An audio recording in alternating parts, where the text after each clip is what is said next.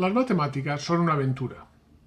Hay alguien que tiene una idea intelectualmente interesante, otros contribuyen, avanzan, se equivocan, retroceden, se dan cuenta que dos ideas que parecían distintas es realmente la misma idea, y al final todo converge a una estructura formal que es concisa, que es abstracta, que es general y que es muy potente, y también difícil de entender. Si las matemáticas empiezan desde la estructura formal, pueden ser secas y áridas y difíciles de entrar. Por eso nosotros hemos empezado los vectores con las ideas básicas. Hemos descubierto lo que es un vector. Hemos descubierto cuáles son sus operaciones. Hemos descubierto cómo describirlo todo a partir de un conjunto y la combinación lineal. Hemos descubierto lo que significa que un conjunto sea linealmente dependiente o independiente. Todo eso lo hemos hecho a través de los vídeos de Three Blue and Brown que enlazaré en la descripción. Ha llegado el momento de formalizar esta idea. De conseguir la potencia, esperamos que sin la dificultad. Nuestro punto de partida es el siguiente.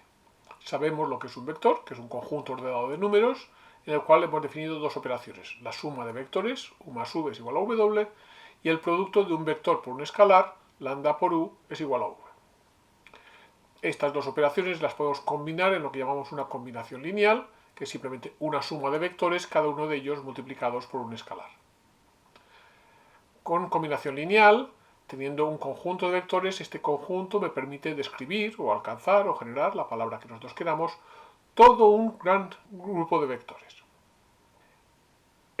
Un conjunto de vectores, si uno de ellos se puede poner como combinación lineal de los demás, decimos que es linealmente dependiente, y si ninguno se puede poner como combinación lineal de los demás, decimos que es linealmente independiente.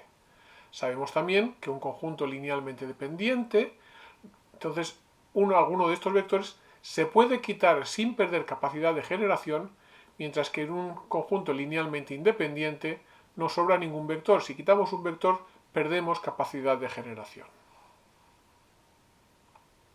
Construyamos pues la estructura del espacio vectorial. Un espacio vectorial es un conjunto de elementos, que vamos a llamar vectores, con dos operaciones, las ya sabidas de la suma y del producto por escalar.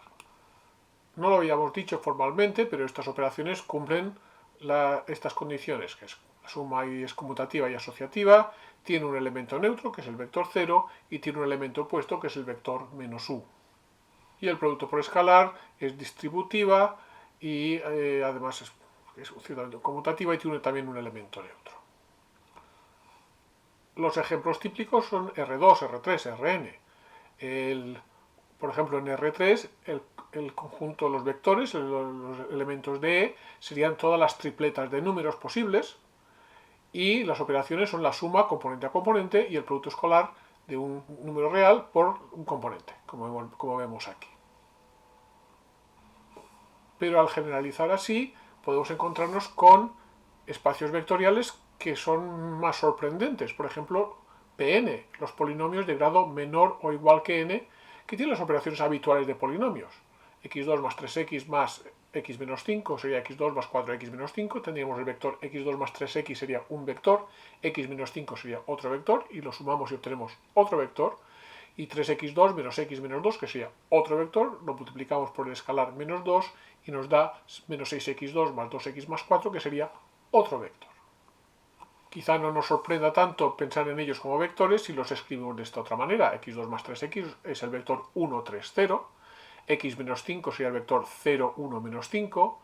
3x2 menos x menos 2 sería el vector 3 menos 1 menos 2. Y vemos que entonces, bajo estas circunstancias, la suma de polinomios o producto por escalar es como una suma de vectores o producto por un escalar, igual que vemos en R3. Pasemos a formalizar la idea de descripción o generación o alcance de un conjunto de vectores. Sea G, G1, G2, Gn, con cada uno de ellos un vector del espacio. Decimos que G es un conjunto generador del espacio si cualquier vector de E, cualquier vector del espacio, es combinación lineal de vectores de G. Por ejemplo, tengo G que es 1, 1, 0, 1, 0, 1, 2, 0, 0. ¿Cómo sé si es un generador? ¿Cómo sé si puede generar cualquier vector del espacio? Pues cogemos un vector genérico, x y z, y queremos saber si este vector x y z se puede escribir como combinación lineal de g. Entonces x y z tendría que ser lambda 1 por el primer vector de g, más lambda 2 por el segundo, más lambda 3 por el tercero. ¿Podemos hacer esto? Mirando la segunda fila, vemos que y tiene que ser igual a lambda 1. Mirando a los terceros componentes, vemos que z tiene que ser igual a lambda 2. Y si ahora miramos los primeros componentes, x tiene que ser lambda 1 más lambda 2 más 2 lambda 3. Y como ya sabemos cuánto vale lambda 1 y lambda 2, sería y más z más 2 lambda 3. Con lo cual lambda 3 sería x menos y menos z partido por 2. Es decir, para cualquier vector x y z puedo encontrar los valores lambda 1, lambda 2 y lambda 3 que por combinación lineal me lo generan, con lo cual sí, G es un generador del espacio. Esto lo habíamos visto al revés, habíamos dicho que dado un conjunto me genera algo. Si no genera todo el espacio, lo que me va a generar es un subespacio vectorial.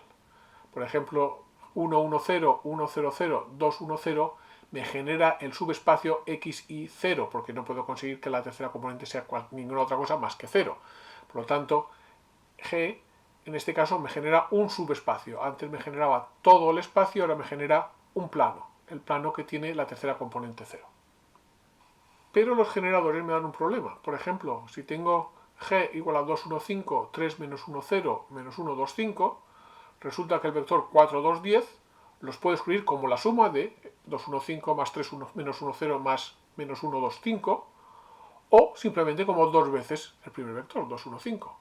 Tengo dos maneras distintas de describir el mismo vector. Y esto es un problema.